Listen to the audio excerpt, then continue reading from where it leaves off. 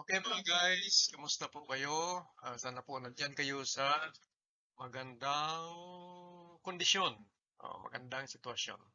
Ngayon po, ang ating pag-usapan ay tungkol sa gulong pa rin, no? Sa gulong pa rin. At nakita nyo yung mga guys, yung ano na yan, yung gulong, kalbo. Kalbo na yung gulong sa gitna. Pero sa kanyang gilid, both sides, left and right side ay mayroon pang mga thread. So sayang, no? Sayang yung gulong. Kalbo na siya sa gitna. Marami nang worn out na sa gitna, pero sa tagiliran niya ay wala pang wear, no? Wala pang kain dyan. So sayang, no? Sayang yung gulong. At mahal pa naman yung ano ngayon, yung gulong. So bakit ba nagkaganito? Yung nakita natin mga guys, yung katanungan sa taas niya, mga katanungan sa bakit ang gulong ay nakakalbo sa gitna lamang ng kanyang thread? Letter A, nasubrahan sa hangin, or tinatawag natin sa English na overinflation. Yan, overinflation. Letter B, kulang sa hangin, or tinatawag natin na underinflation. O, tawag ng iba dyan, ano, under pressure. Yan. Letter C, nasubrahan sa 2 in or 2 out. Yan. Or ito ay tungkol sa wheel adjustment naman. Yung 2 in kasi yan yung ano yung adjustment niya, adjustment horizontally, no? Pag ganun siya. Halimbawa, ito yung gulong natin sa harap ay pag gumanon yung gulong ng konti, adjustment, halimbawa, wheel adjustment, yan ang tinatawag na 2 in. At pag naka-out siya, yan naman ang tinatawag na 2 out. Yan. Meron kasi pag yung mga sasakyan kasi pag ano, pag tumatakbo, pag naka-2 in siya ng adjustment ng ganyan, pag tumakbo siya, ang tendency niya ay babalik siya sa ano, sa straight. Yan. Pag naka-2 out naman siya, pag tumakbo siya, mas lalo siyang magto-2 out. Yan. Okay? Pagkatapos, letter D, nasubrahan sa camber adjustment. Yan. Yung camber naman ito yung posisyon ng gulong vertically, no? Halimbawa, ganito yung gulong natin, no, sa harap. Halimbawa, nakaganon yung gulong natin, no? Nakaganon siya. Will adjustment siya na ganyan. Yan yung camber na positive. Yan, tinatawag na positive camber. Pag ano naman, pag negative camber, nakaganon na siya ng konti. Yan, negative camber. Kaya, kung minsan, yung ano, halimbawa, pag naka-ano siya, tawag nito, naka-positive camber na ganyan, no, positive. Pag mayroon ng load, ay babalik siya ng ganyan, no. Pag mag-load siya, halimbawa, pag may mga karga na yung sasakyan, ay babalik siya ng ganyan. Yan, para lamang yung gulong natin ay malagay sa straight, no, para sa ganun ay patas or equal yung ano yung wearing sana o yung pagkain sa mga thread ng ating gulong. Pero ito mga guys, tingnan nyo naman yan. Kalbo sa gitna. Um, ano kaya itong dahilan? Ayan, ng mga tanong. Bakit ang gulong ay nakakalbo sa gitna lamang ng kanyang thread? At yung mga sagot nandyan. Letter A, nasubrahan sa hangin. Letter B, kulang ba sa hangin? Letter C, nasubrahan sa 2 in or 2 out. At letter D, nasubrahan sa camber adjustment. Kaya si Lolo Ambo mamaya ay i-explain na sa atin mamaya, no? Kasi si Lolo Ambo kasi yung tinatawag natin na tire expert. Siya yung tire doctor, tire specialist. Si Lolo Ambo, doon pa kumakain pa siya eh. Kaya i-ano niya ito, no? I-explain na ito kung ano talaga yung kadahilanan nitong bakit mayroong nakakalbo sa gitna ng ating gulong at hindi uh, kung hindi siya na worn out doon sa gilid, no, sa left side at sa right side. Doon lang siya sa gitna mismo. Yan, sa gitna. So Lolambo, nasaan ka na Lolambo? Paki-ano naman ito, paki-explain para maayos natin, Lambo. Kayo mga guys at nandito na ako sa paliwanag sa inyo tungkol sa gulong natin na ito na kung saan mga guys ay itong gulong na ito ay kalbo sa gitna ng gulong na ito. Kayong katanungan kay kanina mga guys nito to Joel ay kung bakit yung worn out o yung kalbo ng gulong ay sa gitna lamang at hindi ito sa gilid. Katulad nito mga guys, nakikita nyo itong gilid na ito ay nandyan pa yung thread niya. Pero rong kanyang gitna ng gulong ay kalbo na. Yan, nakikita natin mga guys. Oh, explain mo Lulambo kung ano ba yung dahilan niyan. Mga guys, ito nga i-explain ko sa inyo kung ano ba yung dahilan nito. Sa katanungan na bakit yung gitna lang yang ng gulong na ito ang nakakalbo yung kanyang ulo, yung itong gitna ng gulong. Pero dito sa may tagiliran banda ng gulong ay hindi nakakalba.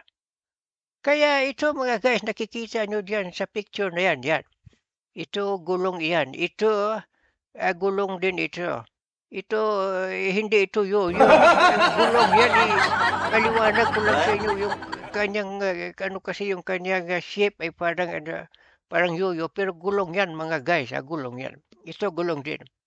So, nakikita natin mga guys, na yung kanyang kain o yung worn out ng gulong na ito ay sa gitna. So, yung tanong ngayon, ano kaya yung dahilan kung bakit yung gitna ng gulong yung kalbo? Oo, yan Lambo yung katanungan natin kanina eh. Ay, yung kanina, yung may pipilian na sagot kanina, Toto Joel, kung matandaan ko pa. If my memory serves me right. Sige. Ay, yung una kanina, yung ito ba ay under inflation, sobra sa ano sa kulang sa hangin, under inflation, sobra sa hangin o over inflation. Ito ba ay dahilan ng tawag nito yung sobra sa adjustment sa camber o sobra sa adjustment sa tinatawag natin na 2 in o 2 out. Kaya ito, explain ko sa inyo. Ito, kalbo yung gulong sa gitna. Yan, nakikita natin mga guys. Yan, nakikita natin yung kalbo na yan. Yung gulong sa gitna. Ito yung gilid. Yan, gilid na hindi siya nagkakalbo. Ito gulong sabi ko kanina. Ito kasi yung nangyari kung bakit nagkalbo ito sa gitna. Pag tumatakbo yung sasakyan, Joel, kaya yung dahil sobra sa hangin siya, over-inflation. Pag over-inflation siya, Joel, ito yung mangyayari parang naglulubo yung gitna ng gulong. Tingnan nyo, yan, kita nyo dito. Sa gitna ng gulong na ito, yan, sa gitna ng gulong na yan ay naglulubo, kaya yan ay tumatama sa kalsada. Pero yung tagiliran niya ito, yan, kita nyo? Nakikita nyo yung nakikita ko, Yan, sa tagiliran na yan ay hindi nagtatouch by touch sa nagtatouch sa ground, sa kalsada. Yung gitna lang yung nagtatouch. Oh, yung gitna lang Lulambo. Yung gitna lang. Kaya yung mangyayari ito, Joel, mga guys, ito yung sa gilid na ito ay hindi nagtatouch siya sa ground. Kaya yung hindi siya naupod. Yung naupod lang dito yung sa gitna. Kaya yun yung dahilan. Kaya pag halimbawa na yung recommended lang na air pressure ng gulong nyo ay 30 PSI o 30 pounds per square inch mga guys. Sa tire gauge. Eh, dapat yun lang yung sundin nyo. Para hindi siya mag-overinflation at hindi siya magkakalbo yung gitna ng ulo, yung gitna ng gulong niya. Oh, yan, tingnan nyo mga guys. Yan o, nagtatouch sa ground yan. Ito, yan, tingnan nyo. Yan. Yan yung ano niya, yung pressure niya. Eh dapat i-maintain yung correct pressure. Eh kasi mga guys, mahal yung gulong ngayon. At yung unfair mga guys, unfair talaga. Kasi yung naupod lang yung sa gitna. Hindi tayo makatipid niyan sa gulong. So kailangan talaga makatipid tayo sa gulong eh. Dapat tayo maupod dito ng equal. Parehas lang pag-upod. Pwede pag-upo na. Dapat ano lang, pantay-pantay yung pag-wear ng thread lulambo. Dapat pantay-pantay yan. O, tingnan nyo. Makatipid ba kayo nito sa gulong na ito? Nag-brand out. Nag-brand out yung mineral ko. Tingnan natin. Ayan. Yan na.